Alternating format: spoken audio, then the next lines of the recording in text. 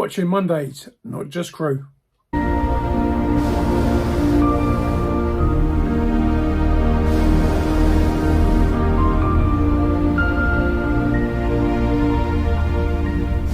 Welcome to Not Just Crew. Well, tonight I've got a really exciting guest for you. This is an interview I've been wanting to do for quite a while. Virgin Atlantic are coming up to their 40th anniversary in June this year, 2024. And it's an airline I knew about. I was only about 16 when it was launched. And all I remember is the headline saying, the airline won't last long. It's a party airline. It'll be gone within a year. And this wasn't too long after Laker Airways, which some of you may remember, went into administration. Virgin, say it's been going 40 years now.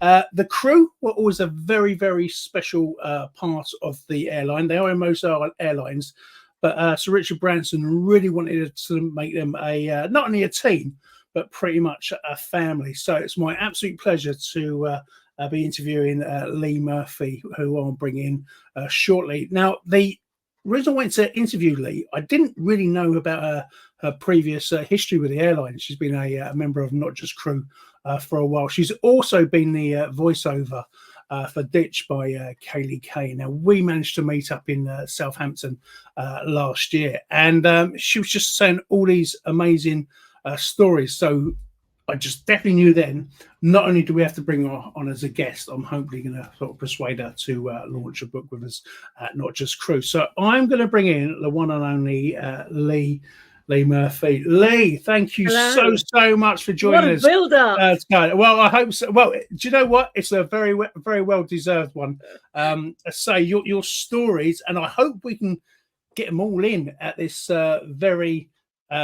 I know it's only a brief interview, but I just hope we can condense them, but still give everyone enough information, because even I remember having a breakfast with you and your husband the following morning. The stories could have just carried on all the way through the evening, and you were very modest about some of them. You really were. You think, oh, no one will be interested, but they most certainly will. So I'll give you our viewers a brief history. You worked for Virgin Atlantic. It wasn't your first airline. Nope. Airlines in the 1980s, as far as I'm aware, were still sort of in that sort of glamour period to be cabin crew. I'll touch quickly on Virgin, and then we'll go back to your previous airlines. So you were flying already. Yep. I'll put you on full screen for this. You were flying already, and how did the role of cabin crew with Virgin Atlantic? I mean, advertising has changed massively. Obviously, there was no social media then. So, look, tell us a bit about how you even heard about Virgin Atlantic, and what made you want to join. Well, as you said, I'd flown before, but I had been home. I'd worked in a foreign country as crew for about 3 years, and then came home, and I promised my parents I'd get a proper job. And I did. I was admin at the local hospital, and coming home on the bus, I was reading a magazine that somebody had left called Flight International. And at the back of the magazine, they had the classified ads, and the advert was cabin crew with wide-bodied experience to join exciting new airline. So I wrote off, and it was the start of Virgin Atlantic, and I was interviewed at the Holiday Inn Express at Gatwick Airport by the then sort of startup Gordon Mackenzie. Wow. And so when it said wide-bodied, obviously they weren't sort of referring to crew. No. I hope not. I'm sure there was. In fact, I hear there was a room. There was even a test, but I'll talk about that in a moment. So on this advert, did it even say Virgin Atlantic? No. It was just exciting new venture. Yeah, I might have said exciting new airline. It was 40 years ago, and I'm, of course. So, so you had no idea which company you were going to be, which company you were going to be applying for. And so you thought you'd write off. Now, I mean, going back to 1984, I was 16, just about leaving school, probably looking for my first job or going to college.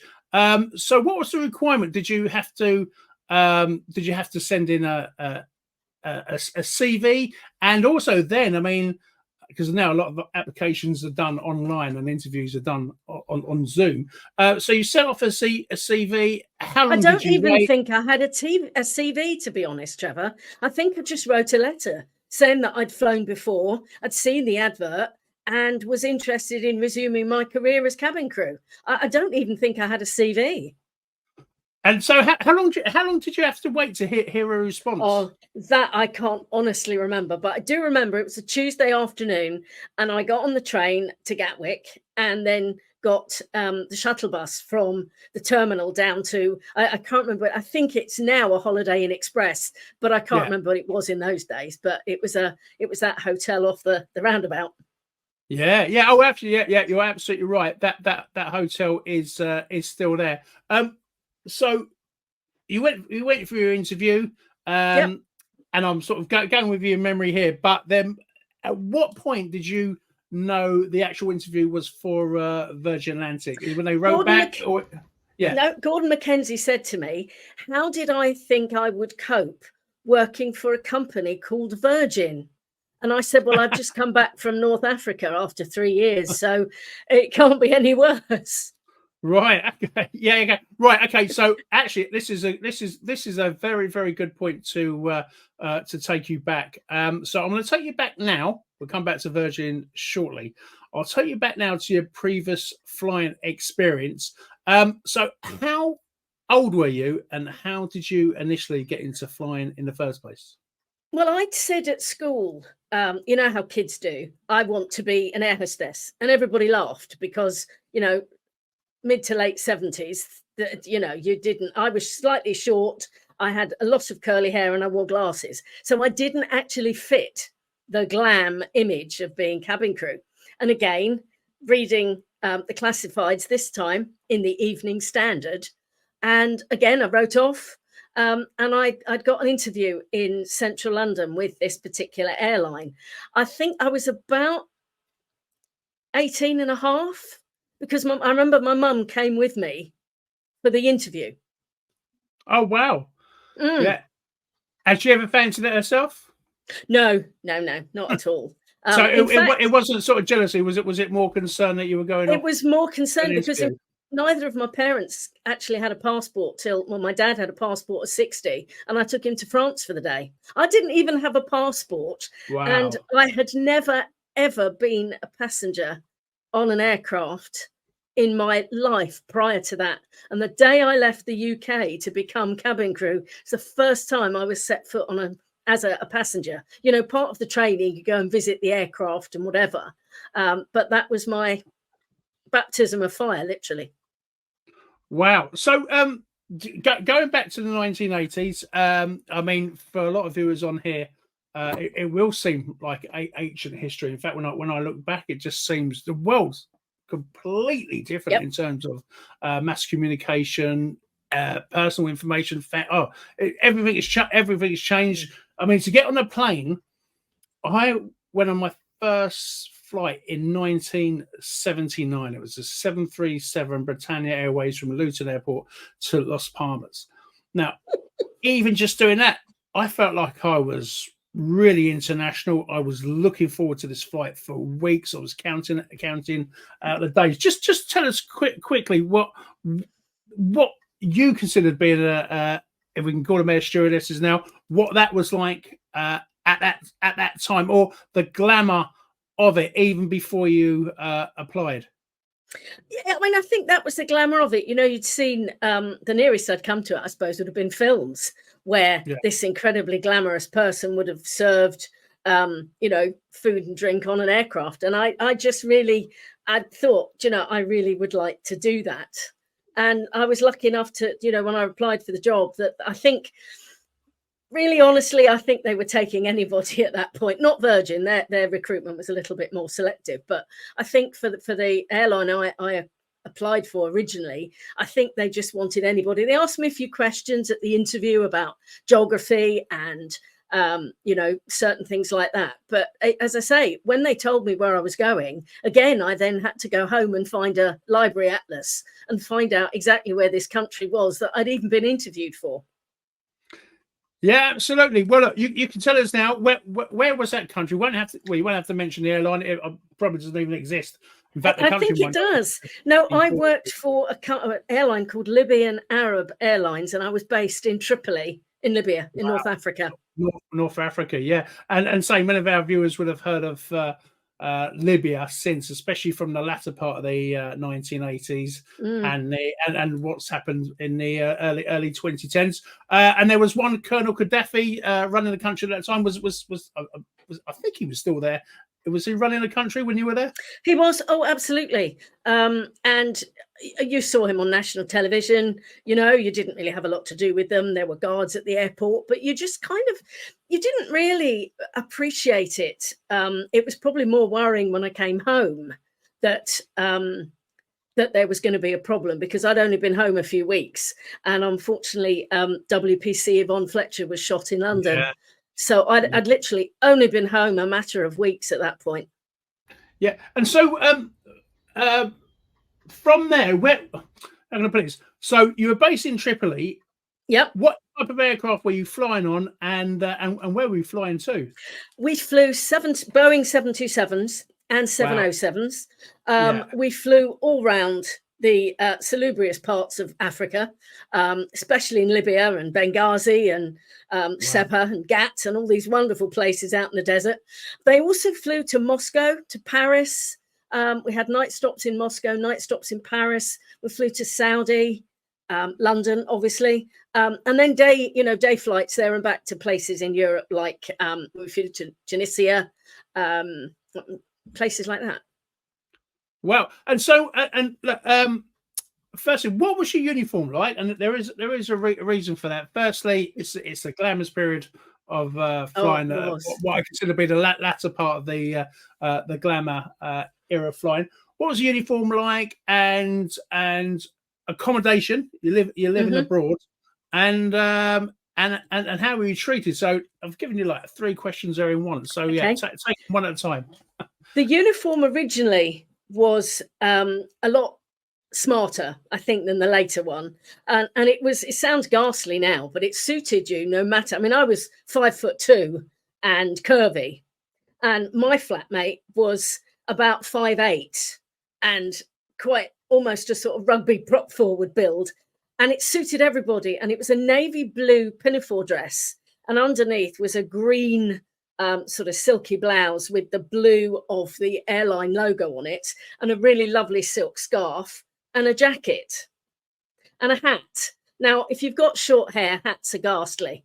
Hats do absolutely nothing for us. And you have white gloves on the aircraft, which you took off for service, and you took off the jacket and the hat, and you put an aprony tabard thing over the top. But it was navy and green with gold buttons. Yeah. And so uniform sounds fantastic, actually.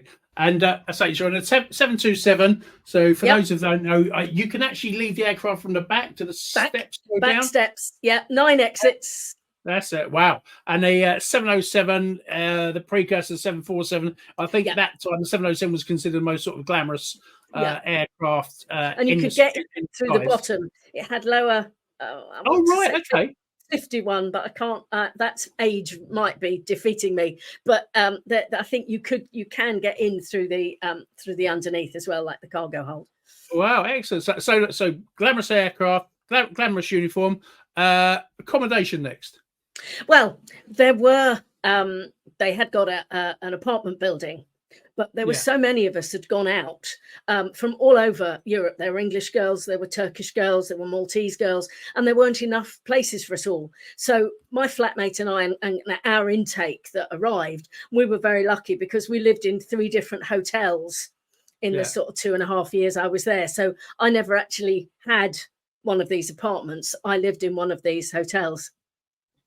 Wow. Okay. So I mean, it sounded like quite a complex. And lastly, out those 3 questions, how were you treated? Actually, really well. The people, I unfortunately didn't do so well because I wore glasses, and a lot of people didn't like them, and they felt cabin crew shouldn't have glasses, although I'd been recruited wearing glasses. So a couple of times I had been sent home by what would have been the FSM, Yeah. Well, that's fine.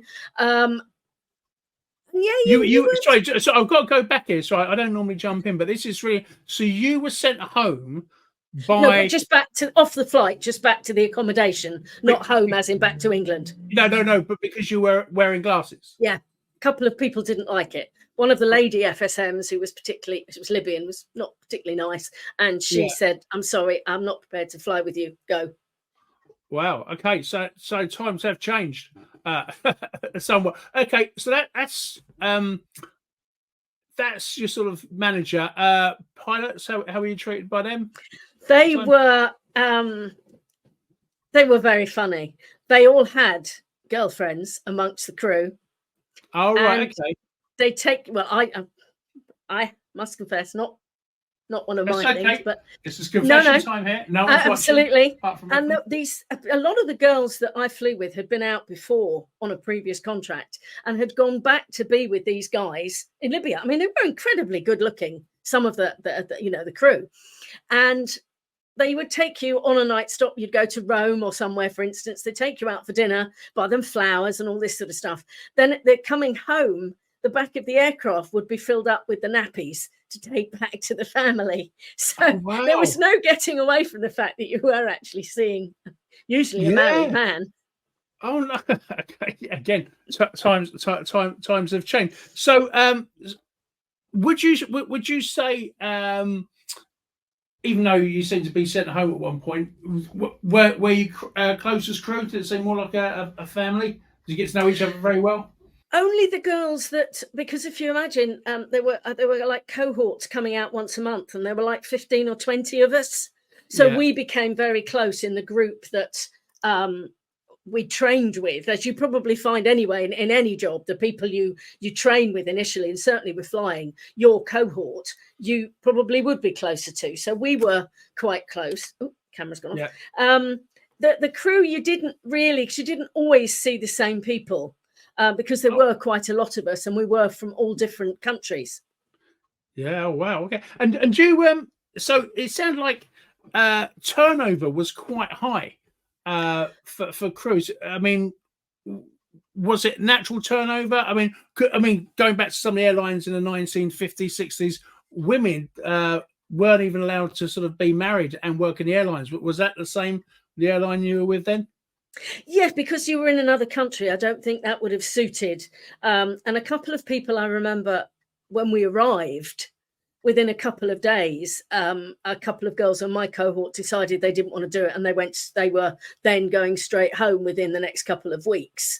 Quite a lot of us, I think I managed about 2.5 years. Quite a lot had gone, and we'd sort of shifted in between, and others had come out. And then, of course, everybody had to go because of the situation. Yeah. Well, say the situation is arising. So I think I know what the situation is. Tell us a bit more about the situation. The situation, it had been a couple of years prior to that, they'd had the Iranian embassy siege. And I think they knew there was something going to happen because it was harder. And I'd already decided that I'd had enough. And I wanted to come home. My flatmate had already gone by then anyway. And I'd kind of said to my mum and dad, look, I think I don't really want to be away anymore. You know, I was only just under 20 and 2021. I just didn't want to be away. And as I said to Trevor before the call, that when I came home, I'd only been home a few weeks. And sadly, the WPC Yvonne Fletcher was killed in London. Yeah, no, I remember the incident. Yeah, I remember the incident very, very well. So, it was happened. How were you shipped out? Did it happen all of a sudden? Did you have any time to prepare? No. Unfortunately, it's a horrible phrase, but I jumped ship. I was on a flight. I was on a flight back to Heathrow, and I didn't go back. I'd already decided that I'd had enough anyway, and that was it. I was going to go, so I just did. Well, and was that meant to be was that done during leave, or was that on a layover? And I was on a layover. Yeah, oh, right. And I do feel really guilty about that. If there's anybody listening, I'm really sorry. I kind of jumped ship.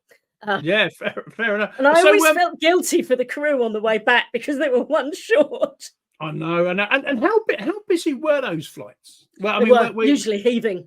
really? Yeah. Wow. That's yeah, and again, we know what those services can be like. Was there such a thing as crew rest then? No, not even when I worked for Virgin, we didn't get crew rest. No. Okay. Yeah. Some things have changed, but then again, there's a lot of people who work for the short haul airlines. Absolutely. I mean, we did short haul. I think, London was 3.5 hours. Moscow was only 4 or so. So I don't really think, we didn't really go anywhere particularly far. Were they always overnighters, or was there ever a quick turnaround? No, quick turnaround. And what they used to do, which was really frustrating, is you'd come back from your London flight and they'd do a shuttle to the next city. So that would be like London to Birmingham. So you'd come back from London and you'd be on this Benghazi and back. Or, it was a nightmare. Yeah, it was. Yeah. So, your average roster, were you working pretty much every day? No, couple as far as I'm aware, we seem to have a lot of time off. So I think once a week, if that, I think we might have done a couple of, you did a day where you did about 6 sectors and you're up and down the desert like a yo-yo. And it got so bad, I used to have to say to the passengers, where are we going? Because you've been doing this cross backwards and forwards in and out the desert for about 6 turnovers, Wow. And you had days like that, and you had standby days, and the night stops were few and far between. But when you got them, you just took it and off you went. Yeah. And so, right, okay, yeah. In the Libyan desert or near Tripoli, what does one do on your days off? Well, there wasn't a lot you could do because, all these Western females, they weren't used to it. And you didn't really, I mean, we go and sit on the beach, but even then you kind of got bothered by the locals. There was some girls, the girls that had sort of met the pilots and were going out, and if they were your mates, kind of, do you fancy coming out? We're going to there were some ruins out in the desert that were quite stunning, and you could get a day out doing that. You could go to the local sort of souk and the supermarket, but you could either buy really expensive Christian Dior makeup and no food, or there seemed to be a lot of food and nothing else. It was very strange what you could actually buy in the supermarkets out there. Yeah, right. Well, look, you decided to jump ship, as you so quaintly called it. I'll take you back to the back to the 80s in a moment. I've got to go to some adverts, so everyone else, if you can just stay there and join us in a few minutes. Coming up on the Red Eye. Like a gazelle, she bounded back and forth across seats, always just out of his reach. She looked at the gunman now and realised that he wasn't the friendly security guard that was there to protect them. Indeed, with his gun now pointing in her direction, he was quite obviously the very opposite. All right, something's going on. But then when I looked out and saw the George Washington Bridge coming up, is when I heard the captain's only words: "This is your captain, brace for impact." To part 2 of Not Just Crew, and our interview with Lee Murphy, who was one of the original cabin crew to join Virgin Atlantic back in the 80s, 1985, I believe she joined. Virgin are celebrating their 40th year from 1984 they started up. So I'm going to bring Lee back in. Lee, thank you very much. I hope you was enjoying the green room while we were going through those adverts. Right, so I'm going to bring you up to the 80s. Definitely a retro decade now. A lot of fun in the 1980s. Although, even though the 80s was fun, I must admit I was a mod then, so I was really into the 60s. I wasn't really aware of what was going on around me, really in the 80s anyway. But it was a great decade.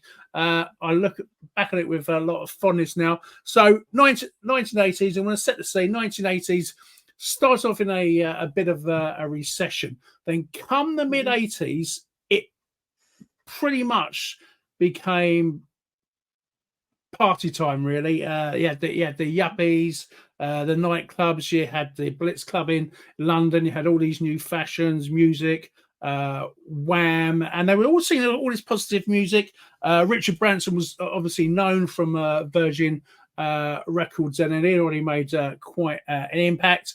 A lot of people said he was very brave to start an airline in 1984, especially at the back of Laker Airways, and then a bit later on, we found out that our national flag carrier, British Airways, were trying to put them out of business, and Sir Freddie Laker sort of warned him of the tricks were going on. So in the first part, we're saying you literally went for an interview, and I saw your notes earlier. So you were given a job, and there was only, I think it was only about 17, 18 staff.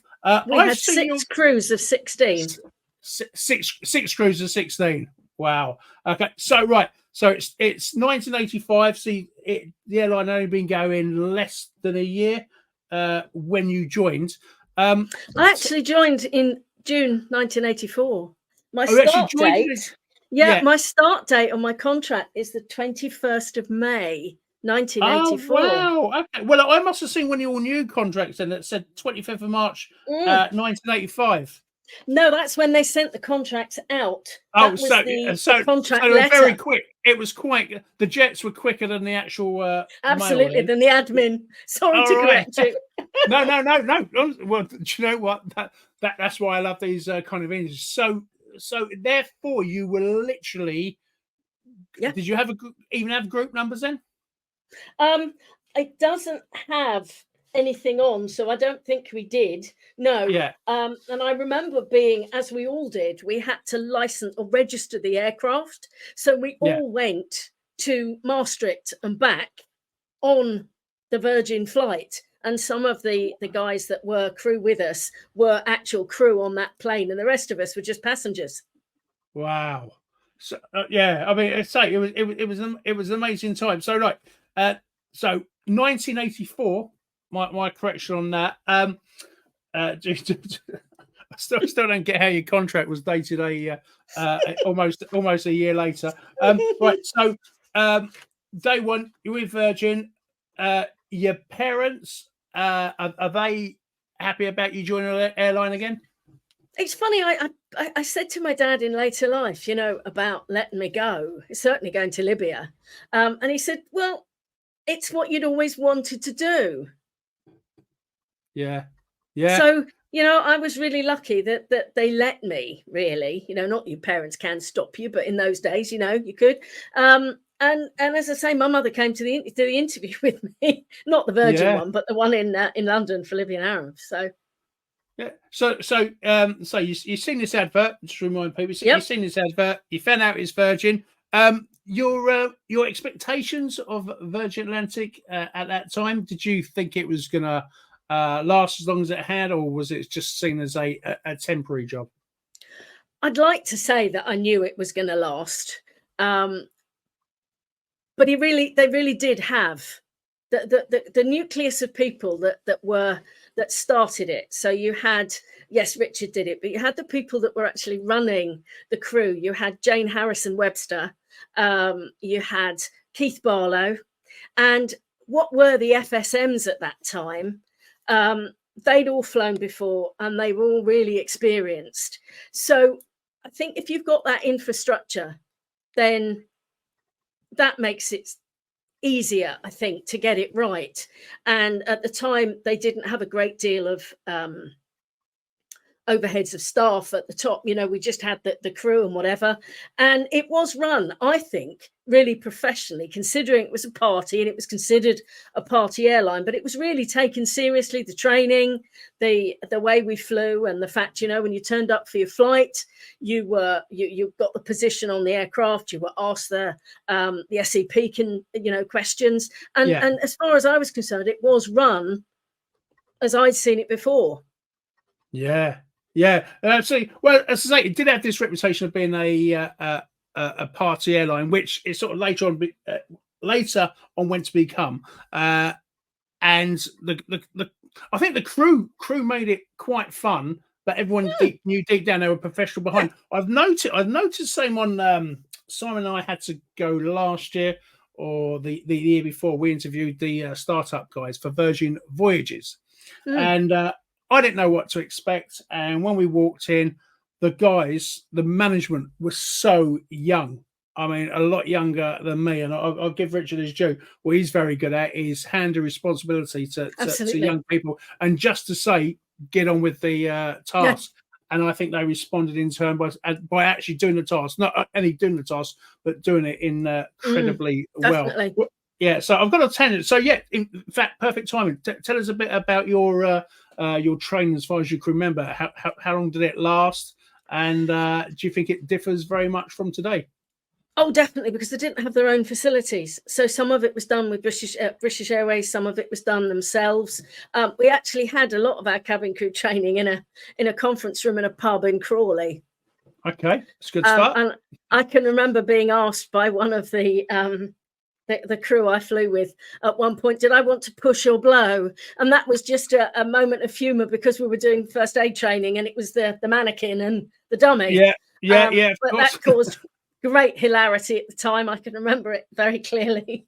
Yeah, I think the airline industry has always been pretty good at innuendos. We seem to make one out of anything. Absolutely. Yeah, that part hasn't changed today, I can tell you. Although you have got to be slightly more careful of the things you do say. Yeah, I don't think I don't think people complain quite so often. At the time, it was funny, whereas now somebody might have taken offence at it. I think we might have lost our sense of humour a little bit. But... Yeah, well, I think it was an enforced loss of sense of humour. Believe me, some of us still have it. And again, that's not one particular airline. That is literally not only across the airlines, anything across the world at the moment. A strange time. So, your length of training? Do you know, I can't actually remember. I don't think it was very long. I seem to remember it because, don't forget, having said we'd flown before, they were very keen and very good at saying that you all started at the same time. Yeah. So I think I seem to remember there was a training for those of us who had flown before, like a refresher. And then, others came in and had full training. I honestly can't remember. It was 40 years ago, and a lot's gone on since then. But I think that they were very good at saying that we were all, although we'd flown before, we were all on a level playing field, which was, great for new people coming in. Yeah. Well, that's the apologies if you can hear noise. I've got a helicopter flying right over our. I'm not sure if you can hear that, but anyway, we're in a big, huge studio here, so I'm surprised that sound came through. Only joking. Right. So, you start, because we talked about your contract. Can you remember your starting salary? I can, because it's written on the front page. Oh, damn. I've got it. I was going to try that. Yeah. I've got it. I'll let you tell our viewers. My salary basic was 4,500. This was a year, don't forget. Yeah. Bar commission and flight allowances. But what I do find very funny is underneath was the additional benefits, which is very funny. Insurance coverage such that payment in the event of death on duty causing death, loss of limbs, eyes, or permanent total disablement was £25,000. Yeah, so in 1984, that's what we were worth, obviously. Yeah.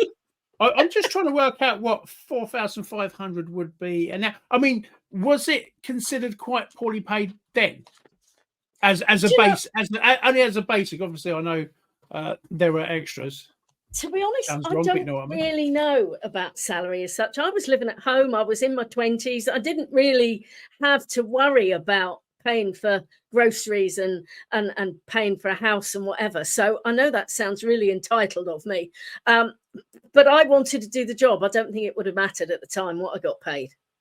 Yeah. In fact, no, you said it sounds old-fashioned. No, it sounds incredibly modern. You'll be surprised at how many crew nowadays still live with their parents. I think when I first joined, it was sort of like considered being at university, but being paid for it. And the whole idea was you did move out into digs with other crew, and that was part of the lifestyle change. But no, so many crew do live at home now. Right. So look, take you back to 1984. You finish your training. Slight tangent. The uniform then, was it designed by a well-known designer? Because Richard did have these tendencies to bring in these designers. Yeah, he did. And why I'm laughing is because it was very funny. We were the uniform was designed by a new designer, up and coming, called Arabella Pollen. And Arabella Pollen was making her name because she was then sort of doing a lot of celebrities, and she then went on to work with Lady Diana Spencer, but unfortunately she could only design it for people who were built like that. So if you were 5'2", short and curvy with lots of curves, my uniform was It was hilarious. If you imagine, there were shoulder pads on the shirt, there were shoulder pads on the jacket. Yeah. And the uniforms, there were two colours. You either had a red suit with grey collar or the other with grey with red. And the skirt had to be, I seem to remember, 27 inches long. And the back of the skirt had a kick pleat that was the other colour. So if you wore the grey suit, you had a red kick pleat. But I was so short that by the time I'd had this skirt shortened, the kick pleat had gone. So my dressmaker had to put it in for me. Yeah. And the shoes, the crew shoes they got were black and red, and they didn't make them small enough. I only had size 3.5 feet. So I had to go and find my own crew shoes, because the crew shoes that Virgin supplied, they didn't make them small enough. Yeah. Oh, well. And was there any resistance to that? I mean, were they happy for you to get your own? They were. They had to, because I couldn't. They didn't have the crew shoes. Yeah. Yeah. Okay. Right. So you finished. You finished your training. You presented with some wings. Have you still got those wings? I do still have those wings, actually. I did wear them when we met in Southampton. Oh look. Yeah, I was with Simon. I can't remember. We had a couple of sherries that day, but let's have a look. Oh yeah, wow. Stay there. I'm going to zoom in on you so people can see these. Look at that. Brilliant. Now, were they designed by anyone sort of famous, or was it the same person? That I don't remember. I have to say, I don't remember that. Yeah. Right. So you got your wings, your first roster. What were your routes in? Was it pretty much just Newark? I know that was the first. It's the only route we had. That was the only route we had. We had one aircraft and one route. Can you remember the name of the aircraft? Scarlet Lady. No, Maiden Voyager. Then Scarlet Lady. That's it, Maiden Voyager. Yeah, brilliant. Now those flights again. I know sort of Richard used to like to pack them with celebs, so it did. Yeah, you did. Was great for the PR. From what I understand, it was quite renowned for having, and I haven't seen this on any other airline really. It was quite renowned for having this visitors book. All right, okay. Yeah, I think they did upstairs. Those that flew on the upper deck of the Boeing, and at the front, they had like a bar effect at the bottom of the stairs. Yeah, and you could, and you had the same people that you flew that were frequent flyers, and if you remembered them, there was a chap that I seem to remember his first name was Fred, but I can't remember the rest of it. And he was a travel writer and flew quite often. Would that be the same one who wrote an article with you in? No, different person, but that guy was on. Did write that article. The magazine doesn't exist anymore. But I do still have a copy of that. Yes. Do you know what? So have I. It was quite an amazing article. Now, what happens with PR? Certain crew are picked for flights because that journalist was on. Were certain crew picked to do the flight, or was it just what was rostered on that day? I think it was just what was rostered. I think it was names out the hat. We volunteered for a lot of things. If there were flights at Christmas and things like that. I don't remember it being anything for that particular one. No. Yeah, it's better. And I say can you remember how much an upper class ticket would have cost to Newark at that time? Well, the return for economy was 99. So I don't know. Upper class.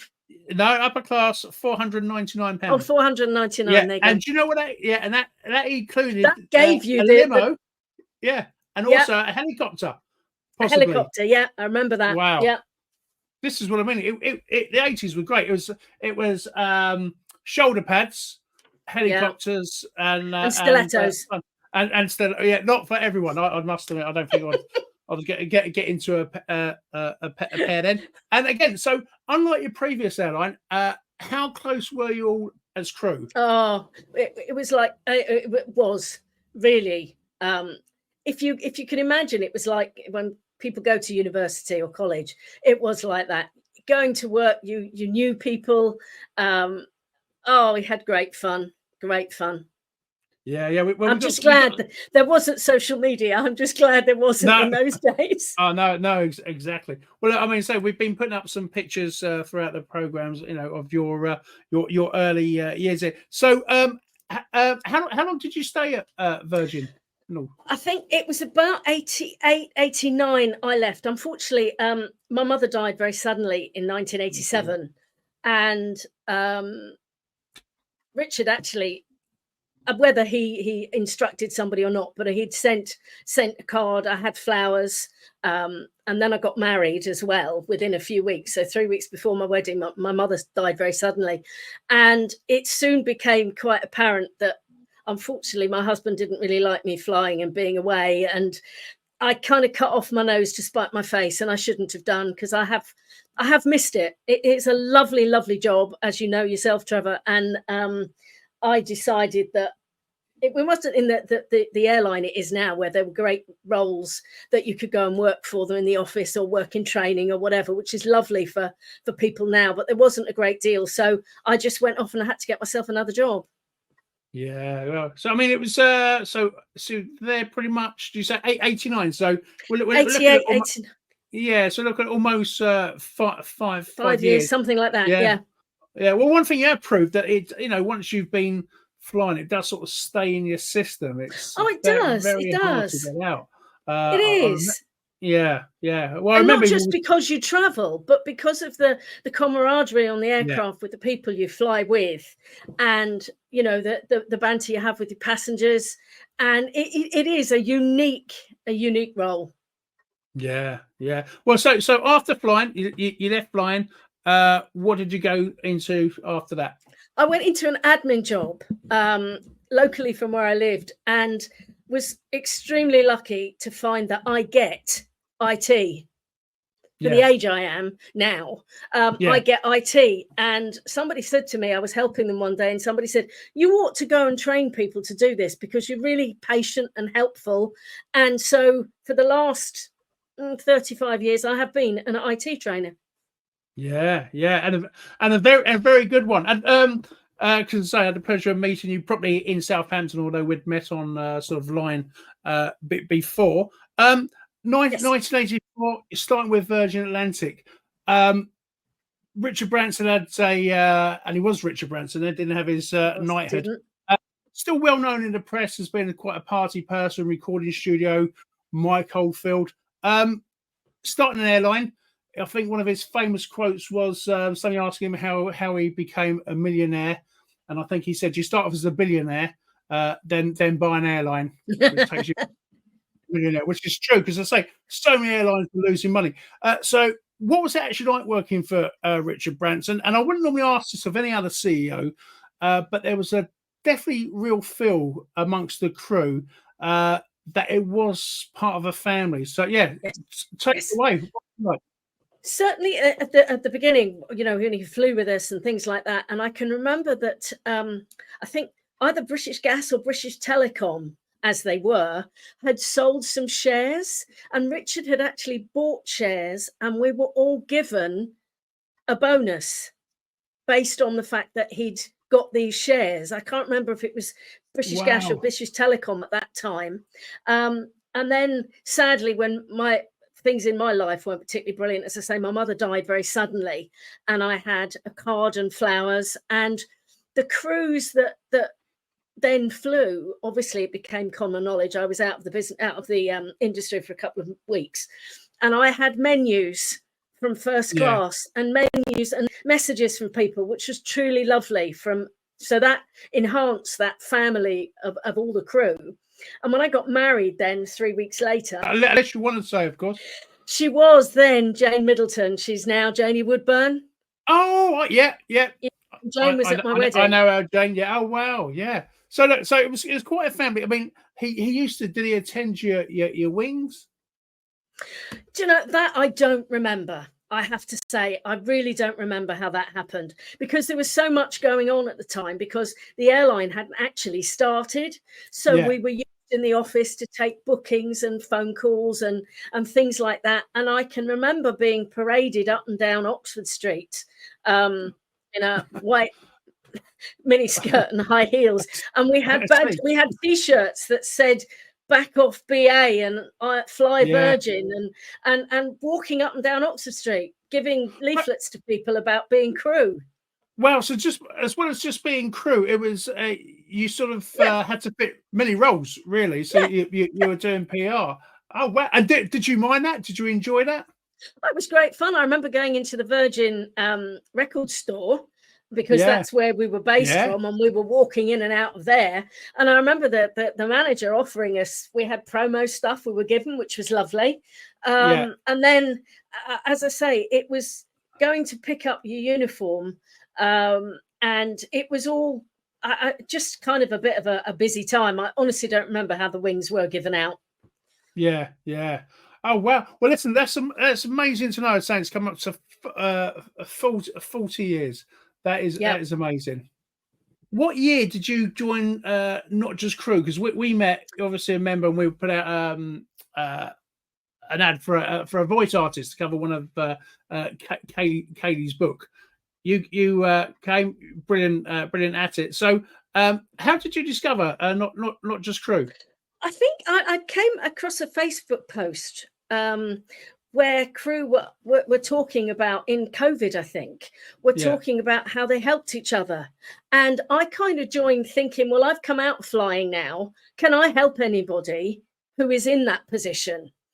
And after COVID, unbeknownst to me, one of the people I work with now is ex-crew, and one of his friends had put up a tiny little advert on the Not Just Crew page for the job that I do now. So Not Just Crew helped me get that job as well. Wow, that is amazing. That's an added bonus for us. Oh, that's amazing. Well, look, I'm hoping that in the not too distant future, you're going to turn all your experience into a book, hopefully published by NJC Publishing. Because we got to get your story down on paper. I know it would make a fantastic read. Also, an audio book where you could do your own voiceover for that one. So yeah, we'll be in touch, because I say this project, so I definitely want to get off the ground. Well, look, Lee Murphy, thank you so much for joining us tonight. Pleasure. Thank you, Trevor. Thank you. And I was going to say we'll try and get this book. You better hear this on a podcast too. But other than that, Lee, thank you so much. My pleasure. Lovely to talk to you. You too. Take care.